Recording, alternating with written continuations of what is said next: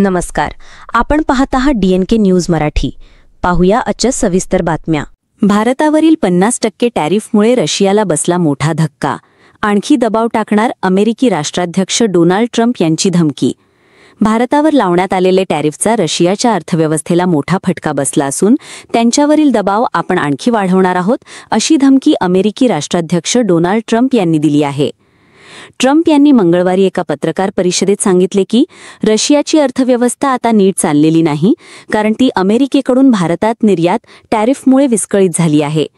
त्यांच्या दुसऱ्या मोठ्या तेल खरेदीदारास भारताला आम्ही सांगितले होते की तुम्ही रशियाकडून तेल खरेदी थांबवा, अन्यथा आम्ही 50% टॅरिफ लावू.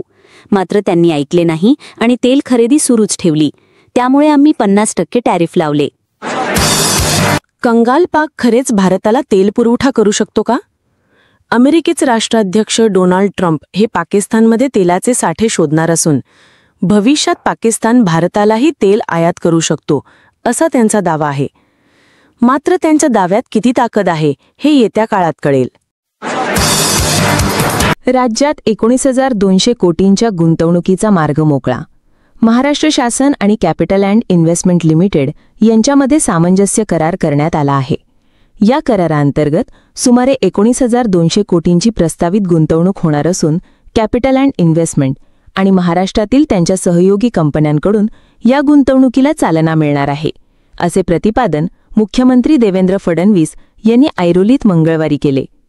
फडणवीस आणि सिंगापूरचे उपपंतप्रधान गन किम योंग यांच्या प्रमुख उपस्थितीत नवी मुंबई येथे कॅपिटल अँड डेटा सेंटरचे उद्घाटन झाले.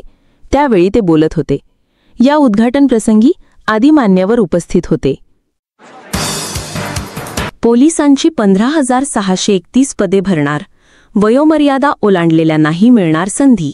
महाराष्ट्र पोलीस दलात शिपायांची सुमारे 15,631 पदे भरण्याचा निर्णय मंगळवारी झालेल्या राज्य मंत्रिमंडळ बैठकीत घेण्यात आला. त्यासाठी 2024-25च्या पोलीस शिपाई भरती प्रक्रियेच्या बैठकीत मान्यता देण्यात आली. या भरतीमध्ये 2022 व 2023मध्ये संबंधित पदाची विहित वयोमर्यादा ओलांडलेल्या उमेदवारांनाही एक वेळची विशेष बाब म्हणून अर्ज करता येणार आहे. पोलीस शिपाई व कारागृह शिपाई पुण्यातील ही पदे गट क संवर्गातील आहेत. भारत जगात सर्वात वेगाने वाढणारी अर्थव्यवस्था, मोदी यांच्या पलटवार.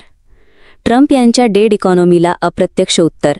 लवकरच होणार भारत 3ऱ्या क्रमांकाची अर्थव्यवस्था.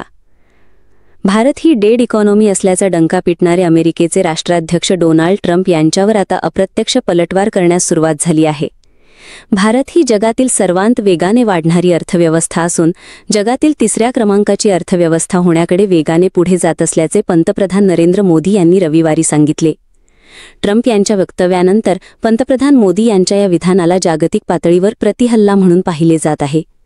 पंतप्रधानांनी सांगितले की अर्थव्यवस्थेचा हा वेग सुधारणा, कामगिरी आणि परिवर्तनामुळे शक्य झाला. गेल्या 11 वर्षात भारताची अर्थव्यवस्था जागतिक स्तरावर 10व्या क्रमांकावरून 5व्या क्रमांकावर पोहोचली आणि ती आता टॉप 3 मध्ये पोहोचण्याच्या दिशेने वेगाने वाढत आहे. मंगळुरू मेट्रो फेज 3 प्रकल्पाचे भूमिपूजन, 3 वंदे भारत एक्सप्रेसचे लोकार्पण आणि मेट्रो रेल येलो लाईनचे उद्घाटन करताना त्यांनी विविध क्षेत्रांमधील वाढीचा आढावा घेतला.